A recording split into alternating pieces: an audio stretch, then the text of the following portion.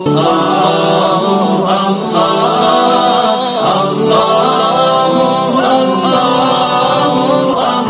اللہ الرحمن الرحیم قل أئنكم لتكفرون بالذي خلق الأرض في يومين وتجعلون له أندادا ذلك رب العالمین۔ یہ ایک سلسلہ چل رہا تھا جو ملحدین کے اعتراضات اور جوابات۔ تو ملحدین قرآن کریم میں کافی جگہوں پر اشکالات پیش کرتے ہیں اور اپنے خیال کے مطابق وہ قرآن کریم میں نعوذ باللہ غلطیاں نکالنے کی کوشش کرتے ہیں۔ تو اس میں سے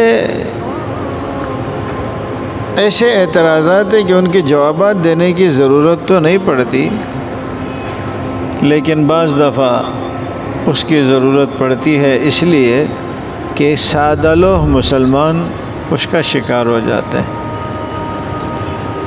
تخلیق کائنات کے بارے میں جیسے میں نے آپ کو بتایا تھا کہ تخلیق کائنات اس کے پیچھے ایک خالق ہے، اللہ رب العزت کی ذات ہے، اور اسی کی قدرت سے یہ کائنات وجود میں آئی ہے، اور وہی اللہ اس کائنات کے لیے علت کا درجہ رکھتے ہیں۔ اب ایک سمپل سی بات ہے جو سب کو سمجھ آنے والی ہے۔ اب سائنسدانوں نے جو اپنا نظریہ پیش کیا جس کو وہ بگ بینگ سے تعبیر کرتے ہیں، بہت بڑا دھماکہ ہو گیا اور کائنات وجود میں آ گئی، اور ایک معمولی ذرہ جس کو وہ ایٹم کہتے ہیں، ہم جزء لا یتجزا کہتے ہیں، ایسا جز جس کے آگے تقسیم نہ ہو سکے، اس سے دوسرے اجزاء ملتے گئے اور پھر بہت بڑا دھماکہ ہوا، اور اس دھماکے سے یہ کائنات پیدا ہوئی۔ یہ وہ چیزیں ہیں کہ جن کے ان کے پاس کوئی ثبوت نہیں ہے، خیالات ہے، اوہام ہے، کوئی ثبوت ان کے پاس نہیں ہے۔ کیا دلیل ہے تمہارے پاس؟ ہمارے پاس تو دلیل یہ ہے کہ ہمارے نبی علیہ السلام نے اللہ کے حکم کے مطابق ہمیں بتا دیا ہے، وہی سچا ہے، اس سے بڑا سچا کوئی نہیں۔ تیرے پاس کیا دلیل ہے؟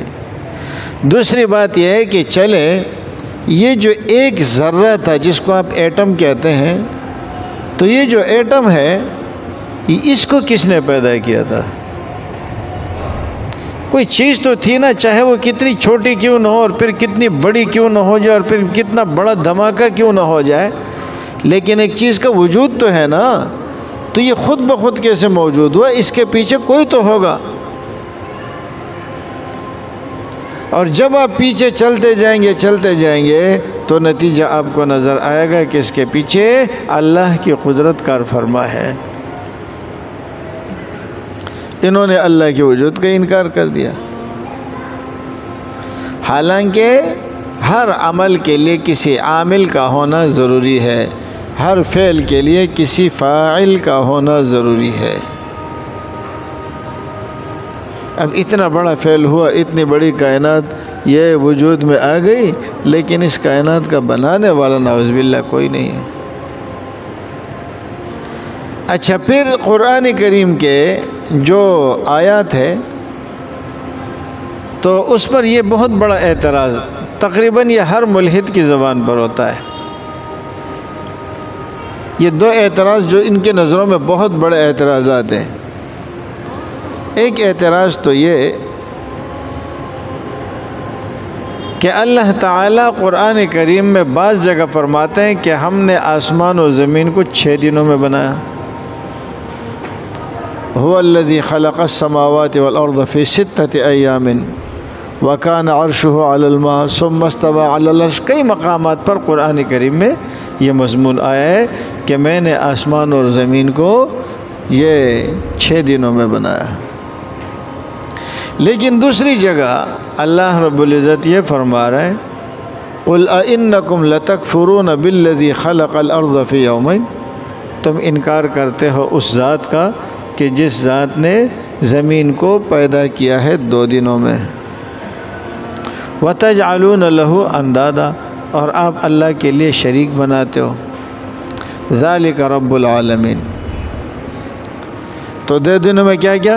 زمین کو بنایا، اور اس کے بعد فرمایا وَجَعَلَ فِيهَا رَوَاسِيَ مِن فَوْقِهَا وَقَدَّرَ فِيهَا أَقْوَاتَهَا فِي 4 أَيَّامٍ۔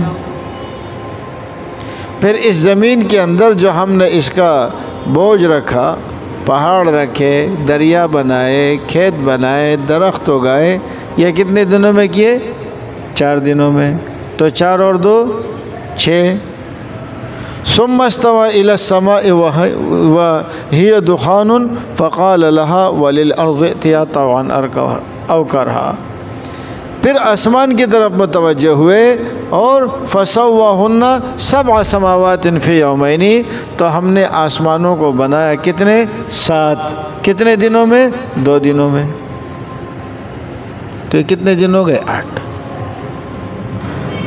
قرآن کریم میں اکثر جگہ پہ کیا ہے کہ ہم نے آسمان و زمین کو بنایا ہے کتنے دنوں میں؟ 6 دنوں میں۔ مگر یہ آیت کیا کہہ رہی ہے؟ أَإِنَّكُمْ لَتَكْفُرُونَ بِالَّذِي، کیا تم انکار کرتے ہو اس ذات کا کہ جس نے خلق الارض فی یومین، زمین کو بنایا 2 دنوں میں، گنتی کرے، اور پھر اس کے بعد وَجَعَلَ فِيهَا رَوَاسِيَ وَبَارَكَ فِيهَا أَقْوَاتَهَا فِي 4 أَيَّامٍ، پھر 4 دنوں میں اس زمین کے اندر یہ پہاڑ اور یہ دوسری چیزیں رکھ دی، تو کتنے ہو گئے؟ 6۔ پھر آسمان کی طرف متوجہ ہوئے اور 2 دنوں میں کیا بنا؟ آسمان بنا، تو کتنے ہو گئے؟ 8۔ یہ بہت بڑا اعتراض ہے ملحدین کا کہ وہ کہتے ہیں کہ دیکھو قرآن کریم میں تضاد ہے، کہیں پر تو کہتا ہے کہ ہم نے زمین و آسمان کو بنایا ہے 6 دنوں میں، اور کہیں پر کہتے ہیں کہ ہم نے زمین و آسمان کو بنایا ہے 8 دنوں میں۔ تو وہ کہتے ہیں دیکھو اگر یہ نعوذ باللہ بقول ان کے نقل کفر نباشد، وہ کہتے ہیں کہ اگر یہ بات ہوتی کہ یہ اللہ کا کلام ہوتا تو اس میں اتنا بڑا تضاد نہ ہوتا۔ ایک عام آدمی جب اس اعتراض کو سنتا ہے تو بیچارہ پریشان ہو جاتا ہے، حالانکہ پریشانی کی کوئی بات نہیں ہے۔ کیوں نہیں ہے؟ آپ دیکھیں أَإِنَّكُمْ لَتَكْفُرُونَ بِالَّذِي خَلَقَ الْأَرْضَ فِي يَوْمَيْنِ، کیا تم اس بات کا انکار کرتے ہو کہ اس ذات کا کہ جس ذات نے زمین کو پیدا کیا کیا؟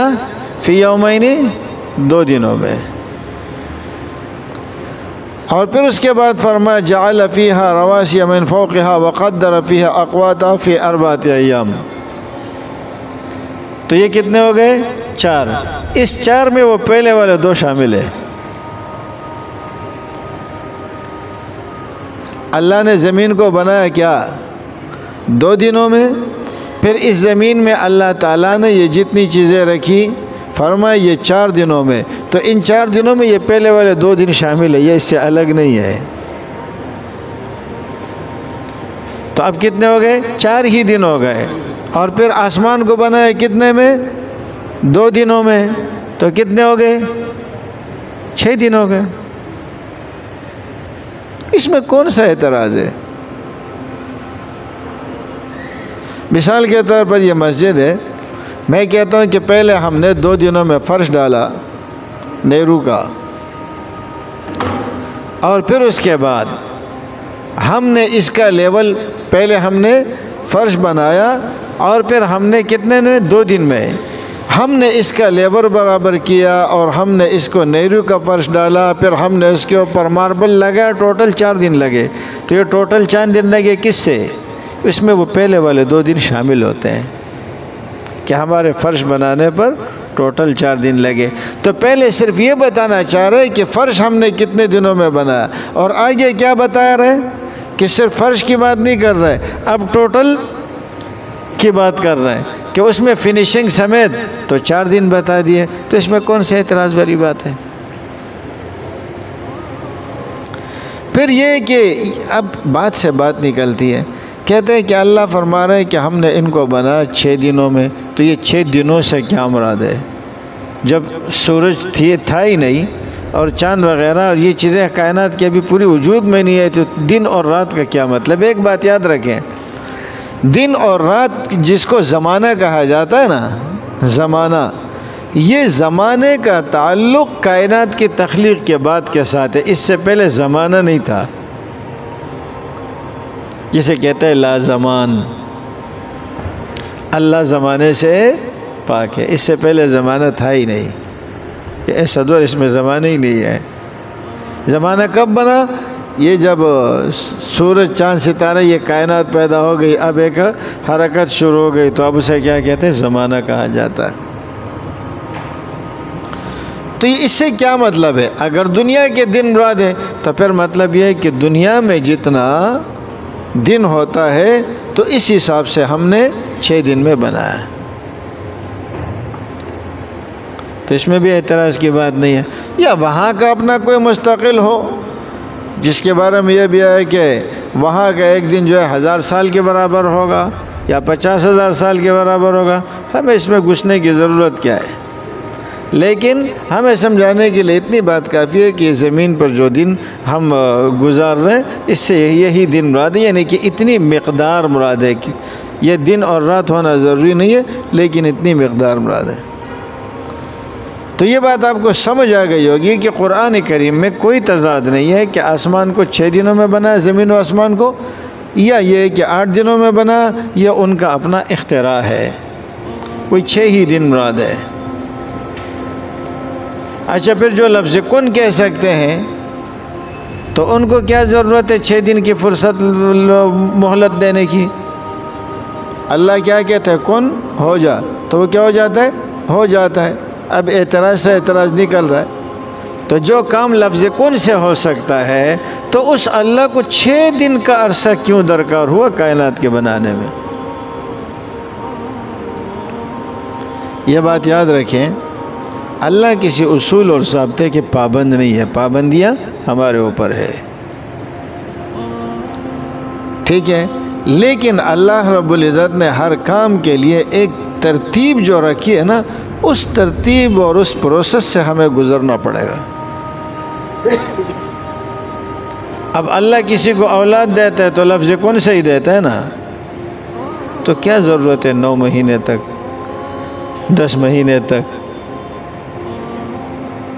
بلکہ پھر تو ہونا یہ چاہیے کہ بچہ بس ایک دم پیدا ہو جائے، ایک دم بڑا ہو جائے، اور ہم دیکھتے ہی دیکھتے بلکہ دیکھنے کا بھی موقع نہ ملے۔ لفظ کن میں تو یہ بھی نہیں ہے۔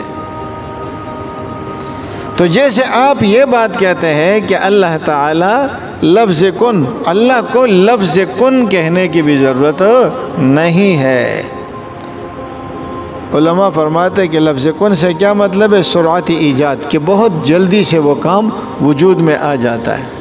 لیکن اس دنیا میں اللہ کسی سبب کے محتاج نہیں ہے، مگر اللہ کا نظام کیا ہے کہ اللہ نے اس کو اسباب کے ساتھ مربوط رکھا ہے۔ اب اللہ چاہے تو بغیر شادی کے کسی کو اولاد دے دے، لیکن اصول یہ نہیں ہے، ضابطہ یہ نہیں ہے۔ ضابطہ کیا ہے؟ شادی کرنی پڑے گی، میاں بیوی کی ملاقات ہوگی، پھر اس کے بعد رکاوٹیں اپنے ختم کرنے، پھر اللہ نے آپ کو بیٹا دینا ہے۔ اچھا، اب اللہ جب کہتے ہیں کہ میں آپ کو بیٹا دے رہا ہوں تو اس کا یہ مطلب نہیں ہے کہ فوراً دے دیا، فوراً بڑا ہو گیا، فوراً پھر تو مرے گا بھی جلدی، کام بھی ختم ہو جائے گا، پھر تو مرے گا بھی جلدی۔ تو کہتے ہیں یہ تو لفظ کن، تو بھائی لفظ کن کا مطلب یہ ہے کہ پروسیس شروع ہو گیا۔ دنیا میں بھی یہی ہوتا ہے نا، کوئی بڑا آرڈر دیتا ہے بھائی اس جگہ مسجد بنا دیا جائے، تو آپ کہتے ہیں بھائی اس کے اشارے سے مسجد بن جائے گی، تو اب اس نے کہا اس جگہ مسجد بنا دیا جائے، تو کیا خیال ہے وہ ایک ہی دم میں بن جائے گی؟ اس کی اپنی ایک ترتیب ہے، اس ترتیب پہ چلنا۔ اللہ اس ترتیب کے پابند نہیں ہے، لیکن جب دنیا میں آپ نے رہنا ہے تو اسباب کو اختیار کرنا ہے۔ ان اسباب سے ہٹ کر اللہ اگر کوئی کام کریں گے تو پھر اس کو معجزہ کہا جاتا ہے۔ وہ معجزاتی طور پر وہ کام ہوگا جو اللہ رب العزت اس نظام سے ہٹ کر کرتے ہیں۔ تو تو اللہ کے لیے یہ کوئی مسئلہ نہیں ہے، وہ چاہے تو ایک ہی آن فان میں موجود کر دے، لیکن یہ ان کا ایک ترتیب ہے اللہ رب العزت کی، اور اس میں بندوں کے لیے بھی تعلیم ہے۔ فرمایا خلق الانسان من عجل وکان الانسان عجولا۔ اللہ رب العزت انسانوں کو بتانا چاہ رہے ہیں کہ دیکھیں میں ایک کام ایک آن فن میں کر سکتا ہوں، لیکن میں اس کو یوں نہیں کر رہا بلکہ 6 دن کا وقت لے کر رہا ہوں، تو تم لوگوں کو تو اور بھی اس میں احتیاط کرنی چاہیے۔ تو لفظ کن، اللہ اس لفظ کن کے بھی محتاج نہیں ہے۔ اس سے مراد کیا ہے کہ وہ کام فوراً ہو جاتا ہے، اور فوراً ہو جاتا ہے کہ یہ مطلب نہیں ہوتا کہ وہ فوراً ہو جاتا ہے، ٹھیک ہے، بلکہ کیا مطلب ہوتا ہے کہ وہ پروسیس شروع ہو جاتا ہے۔ جیسے آپ سے کوئی کہتا ہے نا کہ بھائی یہ امام صاحب جو کہتے ہیں فوراً ہو جاتا ہے، جو کہتا ہے فوراً ہو جاتا ہے۔ اب مثال کے طور پر میں نے کہہ دیا کہ بھائی اس مسجد کے اندر اے سی لگا دو، تو کیا وہ فوراً لگ جائے گا؟ ایسا نہیں ہوتا۔ فوراً ہو جاتا ہے کا مطلب کیا ہے کہ وہ جو ترتیب ہے نا وہ سلسلہ سٹارٹ ہو جاتا ہے، اس میں دیر نہیں لگتی، اگرچہ اللہ ان اسباب کے محتاج نہیں ہے۔ تو یہ ایک بات تو آپ کو سمجھ آ گئی ہوگی کہ یہ 6 دن اور 8 دن میں کوئی اختلاف نہیں ہے۔ اچھا دوسری بات، ایک جگہ اللہ فرماتے ہیں کہ ہم نے آسمانوں کو پہلے بنایا اور زمینوں کو بعد میں بنایا، دوسری جگہ فرماتے ہیں زمین کو پہلے بنایا آسمان کو بعد میں بنایا۔ اب بتاؤ زمین کو پہلے بنایا یا آسمان کو پہلے بنایا؟ اب جب ہم لوگ سنتے ہاں یہ تو واقعی تعارض ہے، کوئی تعارض والی بات نہیں ہے۔ اللہ نے پہلے 2 دن میں زمین کو بنایا، جو زمین کا صرف ایک مٹیریل تھا، پھر اس کے بعد اللہ آسمان کی طرف متوجہ ہوئے، آسمانوں کو بنایا 2 دن میں، پھر اس کے بعد دوبارہ زمین کی طرف متوجہ ہوئے اور زمین کے اندر اس کی ضروریات رکھ دی، 6 دن ہو گئے۔ تو جس میں یہ کہ ہم نے زمین کو پہلے بنایا تو ٹھیک ہے، تخلیق زمین کی پہلے شروع ہوئی ہے، اور جس میں یہ کہ آسمان کو پہلے بنایا ہے تو اس کا مطلب یہ ہے کہ یہ زمین کی طرف دوبارہ جو متوجہ ہوئے ہے نا تو آسمان اس سے پہلے بنا تھا۔ کون سا تعارض ہے بھائی؟ آپ نے 2 دن فرش کا کام کیا، 2 دن چھت کا کام کیا، 2 دن آپ نے کیا کیا؟ یہ زمین کا جو فرش ہے اس کے اوپر فرش لگا دیا،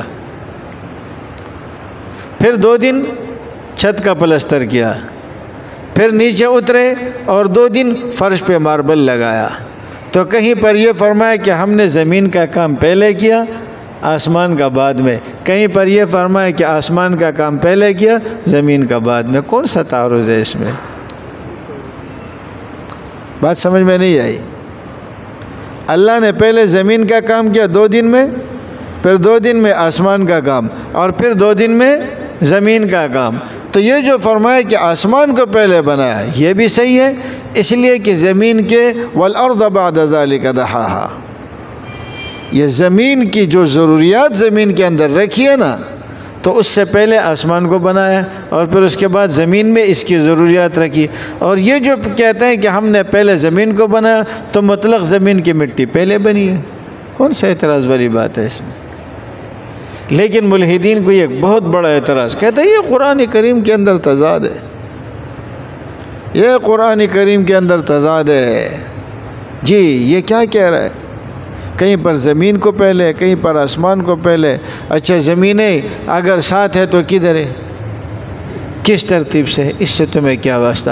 ابھی تک تم اتنی بات تسلیم کر چکے ہو کہ ہمارے سائنسدان اللہ کی مخلوقات میں صرف 5% پر کامیاب ہو چکے ہیں۔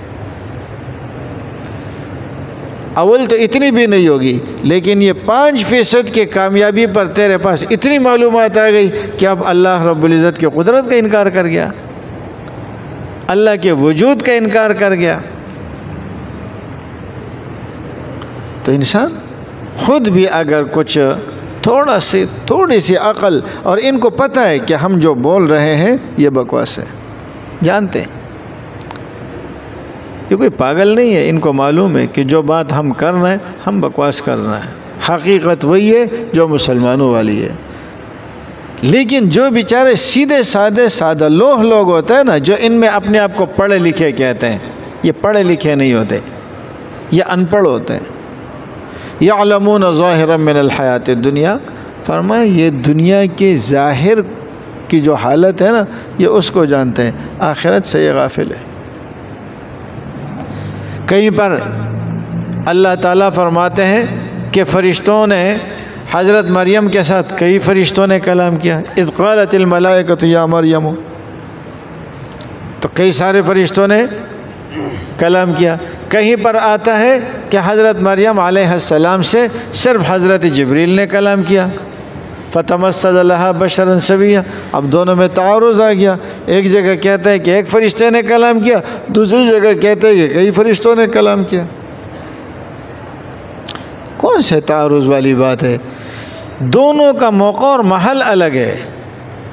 ایک جگہ فرشتے آ کر ان کو حضرت مریم کو بشارت دے رہے ہیں، ان اللہ یبشرک بکلمۃ منہ اسمہ المسیح عیسی ابن مریم، وہ فرشتے آ کے بشارت دے رہے ہیں کہ اللہ آپ کو بیٹا دیں گے، آپ پریشان نہ ہو، بغیر شوہر کے اللہ آپ کو بیٹا دیں گے، یہ ایک وعدہ کرنے کے لیے آئے۔ تو وہ بہت سارے فرشتے تھے جو بشارت دینے کے لیے آئے، اور ادھر جو فرشتہ آیا وہ بیٹا دینے کے لیے آئے اللہ کے حکم سے۔ میں آپ سے کہوں نا کہ بھائی مبارک ہو، آپ کے پاس فلاں چیز آنے والی ہے، مبارکباد دے دی کہ آپ کے پاس شام تک جو ہے نا کوئی مٹھائی آنے والی ہے، یہ میں نے بشارت دے دی، ہم 10 آدمیوں نے بولی، لیکن جب مٹھائی لینے کے لیے آئے گا نا تو ایک ہی بندہ آئے گا۔ اب مغرب سے 5 منٹ پہلے آپ کے پاس مٹھائی کا ڈبہ آ گیا۔ تو دونوں الگ الگ واقعات ہیں۔ پہلے والے واقعے میں فرشتے حضرت مریم علیہ السلام کو بشارت دے رہے ہیں، اور دوسرے والے میں حضرت جبریل آ رہے ہیں اللہ کے حکم سے بیٹا دینے کے لیے۔ بیٹا کون دے رہا ہے؟ حضرت جبریل نہیں، اللہ۔ یہیں پر ہمیں غلط فہمی ہو جاتی ہے۔ کہتا نا لِأَهَبَ لَكِ غُلَامًا زَكِيًّا، میں کیوں آیا ہوں؟ تاکہ آپ کو بیٹا دے دوں۔ کہتے ہیں آپ حضرت جبریل سے بھی مدد مانگو۔ لِأَهَبَ لَكِ غُلَامًا زَكِيًّا، حضرت مریم نے کیا فرمایا؟ قالت أَنَّ يَكُونُ لِي غلام، میرے ہاں بیٹا کیسے ہوگا، حالانکہ مجھے تو کسی انسان نے ہاتھ نہیں لگایا اور میں نے تو کبھی کوئی غلط حرکت بھی نہیں کی۔ تو آگے کیا فرما؟ قال ربک انہ هو علی حین، اللہ فرماتے ہیں کہ یہ کام میرے لیے آسان ہے۔ تو مطلب یہ ہوا کہ جبریل بیٹا دینے کے لیے نہیں آیا تھا، بیٹا کون دے رہے؟ اللہ۔ قال ربک هو علی حین، تیرا رب کہتا ہے کہ یہ کام میرے لیے آسان ہے، یہ کوئی مشکل نہیں۔ تو اب جو کئی سارے فرشتے کلام کر رہے ہیں تو وہ فرشتے بشارت دے رہے ہیں، اور یہ جو ایک جبریل آ رہا ہے نا یہ بیٹا دینے کے لیے آ رہا ہے، یہ بشارت نہیں دے رہے، بشارت تو پہلے دی جا چکی ہے، اطلاع تو پہلے مل چکی ہے۔ تو اس میں کون سا تضاد ہے کہ یہ کہ کئی سارے فرشتوں نے۔ اچھا پھر کہتے ہیں کہ دیکھو اللہ تعالیٰ نے جو قوم عاد کو تباہ کیا تو ان کے بارے میں کہیں پر تو یہ آتا ہے کہ فی ایام نحسات، اور کہیں پر آتا ہے فی یوم نحس مستمر، کہیں پر آتا ہے کہ ان کے عذاب میں کئی دن لگے، کہیں پر یہ آتا ہے کہ ایک دن لگا۔ تعارض ہو گیا۔ وہ بابا کون سا تعارض ہوا؟ جس دن عذاب نازل ہونا شروع ہوا ہے تو وہ دن ابتدا والی ہے، تو کبھی وہ ابتدا والا دن مراد لیا ہے اور کبھی وہ پوری مدت مراد لی ہے۔ ابتدا والا دن مراد لے لو تو وہ، اب مثال کے طور پر اگر زلزلہ شروع ہو گیا 2005 میں ہوا تھا نا، زلزلہ شروع ہوا تو اب جس پہلے دن سے زلزلہ شروع ہوا تو پھر ذکر اس تاریخ کا کیا جاتا ہے، پھر بعد میں مہینے تک چلے، سال تک چلے، لیکن جہاں سے شروع ہوتا ہے۔ تو اب یہاں پر جو عذاب آیا ہے تو یہ عذاب اس طور پر آیا کہ جو پہلا دن ہے کبھی اس کا ذکر کر دیتے ہیں اور کبھی سارے دنوں کا ذکر کر دیتے ہیں۔ اچھا، اسی طرح قرآن میں جو سزائیں آئی ہیں مختلف امتوں کے اوپر، کہیں پر آئے فَأَخَذَتْهُمُ الصَّيْحَةُ، کہیں پر آئے فَأَخَذَتْهُمُ الرَّجْفَةُ، کہیں پر آئے فَأَخَذَتْهُمُ الصَّاعِقَةُ۔ رجفہ کے معنی کیا ہے؟ زلزلہ۔ صیحہ کے معنی زوردار آواز۔ صاعقہ کے معنی بجلی کی کڑک۔ تو کہتے ہیں قرآن میں تضاد آ گیا، کہیں آتے فَأَخَذَتْهُمُ الصَّاعِقَةُ، کہیں پر آتے فَأَخَذَتْهُمُ الرَّجْفَةُ۔ حالانکہ تضاد کوئی نہیں۔ کیوں؟ یہ صاعقہ کے معنی بجلی کے کڑک کے بھی آتے ہیں اور زوردار آواز کے بھی آتے ہیں۔ تو جہاں فَأَخَذَتْهُمُ الصَّيْحَةُ کہا تو اس سے مراد بھی کیا ہے؟ زوردار آواز، اور جہاں صاعقہ کہا اس سے مراد بھی زوردار آواز ہے۔ اور جب زوردار آواز ہوتی ہے نا تو پھر زمین پر کپ کپی آ جاتی ہے۔ آپ نے دیکھا ہوگا جب توپ چھوڑا جاتا ہے نا تو اس کی وجہ سے زمین بھی ہل جاتی ہے۔ کہیں پر بم پھٹتا ہے تو دور دور تک بلڈنگوں کے شیشے ٹوٹ جاتے ہیں، حالانکہ وہ کس چیز کی وجہ سے ٹوٹتے ہیں؟ اس آواز کی وجہ سے جو زلزلہ آتا ہے۔ یہ تو تیرے بم کی طاقت ہے کہ زمین پر تیری آواز کی وجہ سے زلزلہ آتا ہے، یہ تو تیری توپ کی طاقت ہے کہ زمین پر زلزلہ آتا ہے۔ تو اللہ قیامت کے دن جو ایسا آواز ہوگی تو اس آواز کی وجہ سے کتنا بڑا زلزلہ آئے گا۔ تو کون سے تعارض ہے اس میں؟ صاعقہ کے معنی بھی یہی ہے اور صیحہ کے معنی بھی یہی ہے، اور زوردار آواز سے جو دھمک پیدا ہوتی ہے نا تو اس کی وجہ سے زمین پر ایک زلزلہ آ جاتا ہے۔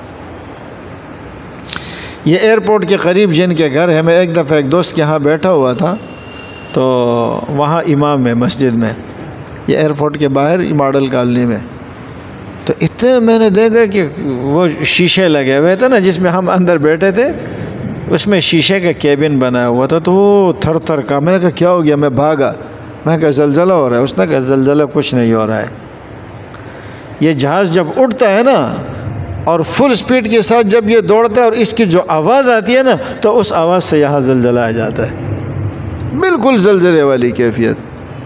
تو تیرے جہاز کی آواز سے زمین پر دھمک پیدا ہو جاتی ہے، تو اللہ رب العزت کی قدرت کتنی ہوگی۔ تو کون سا تضاد ہے اس میں تو کوئی تضاد والی بات نہیں ہے، لیکن بہرحال ان لوگوں کی بڑی کوشش ہوتی ہے کہ کسی نہ کسی طریقے سے قرآن کریم میں تضادات کو ثابت کریں، حالانکہ اللہ کا کلام ہے، اس میں کسی قسم کا تضاد نہیں۔ ہمارے بچے ان باتوں کو سنتے رہتے ہیں، یہی باتیں ان کے دلوں میں بیٹھی رہتی ہے، اب بظاہر بیچارہ کچھ کہہ نہیں سکتا اور اندر سے اس کا ایمان مشکوک ہو چکا ہوتا ہے۔